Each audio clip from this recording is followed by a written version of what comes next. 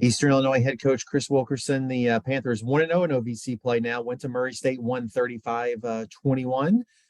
They have their open date this week. They will be back home. They're going to host Northwestern State, which is a non-conference game, part of the Southland OVC scheduling partnership this year. That's October 8th. So, Coach, just a little bit about your team, and then we'll go to some questions. Yeah, Kyle, thanks for having us. Certainly just excited for the guys, for the players. You know, they've worked really, really hard, the coaching staff, and certainly the people that have been supportive since we arrived in January, just to get that first W, period. But more excited that we were able to go on the road and get to 1-0 in the conference. And that's the most important thing. As I told the guys from the time I set foot on campus, January 26th, our most important task was going to be to improve our standings in the Ohio Valley Conference. And so this team will ultimately be defined this season by those 5 games that have OVC next to them. So going on the road and playing against a very talented Murray State football team, very well-coached operation. Coach Hood and his staff do a phenomenal job, and finding a way to get to 1-0 was certainly an amazing start, certainly to the conference play. But we've got a lot of work to do, and very excited about certainly the rest of the fall. Thanks, Coach. We'll start, Dan. You fire away with whatever kind of questions you have for Coach. All right. Good morning, Chris. Good morning, Dan. I guess I'm curious, first of all, how many, after the game, how many text messages and voicemails you had? Quite a few. It certainly took some time to dig out of that, but the most important thing was being able to celebrate with the guys. The men in this program that are working their tails off on a daily basis and are committed to the process here. And it was a joy just to see those guys be able to celebrate just a little bit. And obviously there's no time to rest. Hey, you're back on to the next every single week. But for us, the bye couldn't have come at a better time. We're a little banged up, as everybody is, and it's kind of the midway point or just past the midway point of the entire season. When you look at the time that we started preseason camp, July 31st, until that Thanksgiving weekend with the first round of the playoffs. So it couldn't have come at a better time, but it was exciting. That's for sure. I guess that leads me to my next question is, you talked about guys being banged up. Just overall, how would you evaluate the health of the team? And then is there anybody you expect to come back that we haven't seen yet for your next game? Yeah, absolutely. It's still a little bit to be determined with some guys that will gain back.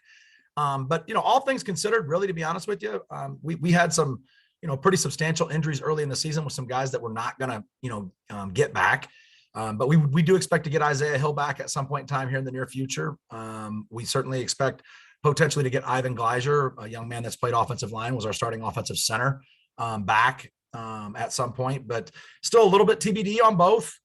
They are certainly starting to practice again this week, and we'll kind of see where they're at. But for us, it's a chance to reteach some fundamentals and to get some rest and, get ready to tackle the second half of the season and get in that submarine, if you will, for the last 7 weeks.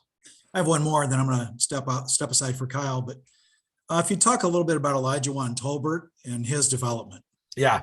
ET, as we call him, has done a phenomenal job. Adam Gristick, he's our defensive coordinator and linebackers coach, does a phenomenal job just teaching. And ET is a guy that has come in and worked really, really hard at his craft. He certainly sat behind a first-team All-OVC player in Mr. Johnson, who's no longer with us. But he has been getting better and better and better, and certainly continues to improve. So he's been a guy that certainly, I think this week he's 5th in the country in interceptions.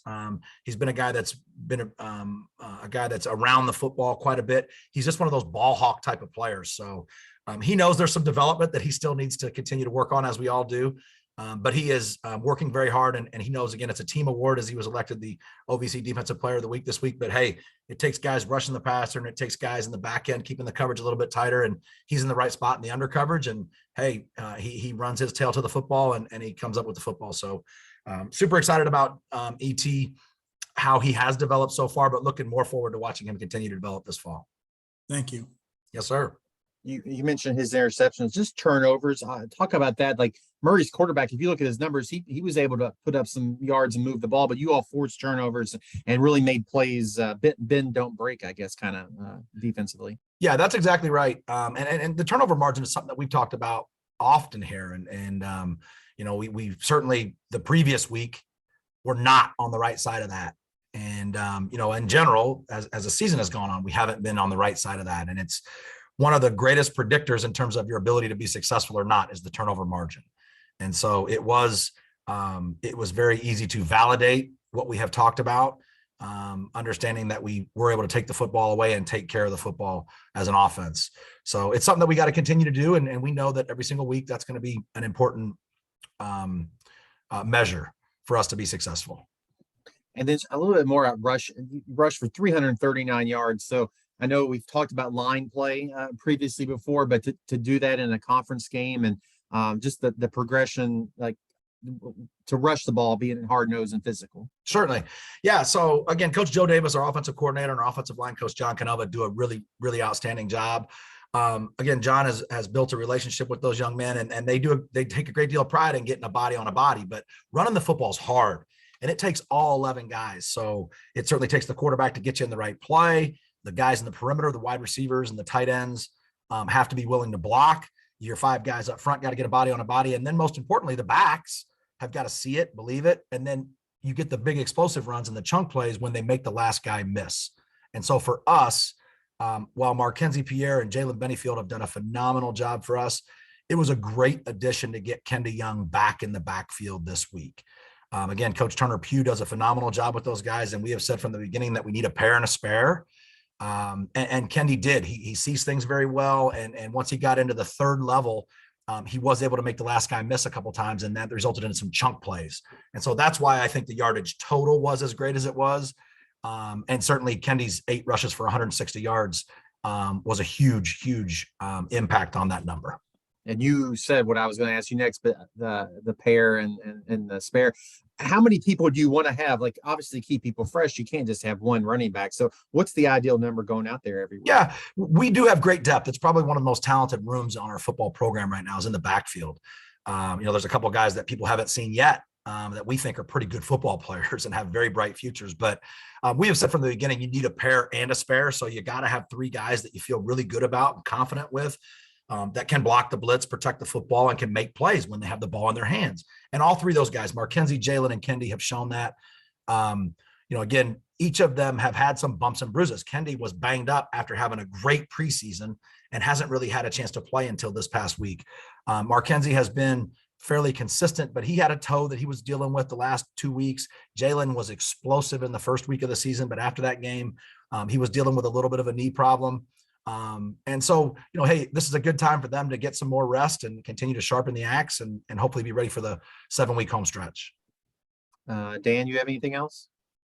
I guess one more real quick one. You mentioned, always on to the next game. I guess how much time did you give the guys this week that maybe you wouldn't have in a quote unquote normal week? Yeah. So, the bye week for us is big. And so basically they gained an extra day of rest during the weekend. They got Sunday off. Monday is always their day off, with the exception of next Monday. But then today we're back to work. It'll be a little bit modified, a helmeted practice. We'll be in shells on Wednesday and Thursday, reteach some fundamentals, evaluate and continue to develop some of the younger guys. And then they will get some substantial time Friday, Saturday, and Sunday, but we'll gain a day in our preparation for Northwestern State on Monday of next week. So we're excited to get back to work. Certainly have been looking at their video. They'll play a game this weekend against Nichols. And so we'll be back as a staff. We'll be on the road recruiting on Friday. We'll get Saturday off. Sunday, we'll be back in the office looking at the Nichols video, Nichols Northwestern video in preparation. And then we'll be back with the players again Monday. So again, super excited. The guys are going to get just a little bit of rest, but we have a ton of work to do still as we go in the second half of the season. Thanks again. Thanks so much, Dan. Coach, appreciate your time. Hope the bye week treats you all well, and we'll talk to you again next Tuesday. Thanks again, Kyle. Go Panthers.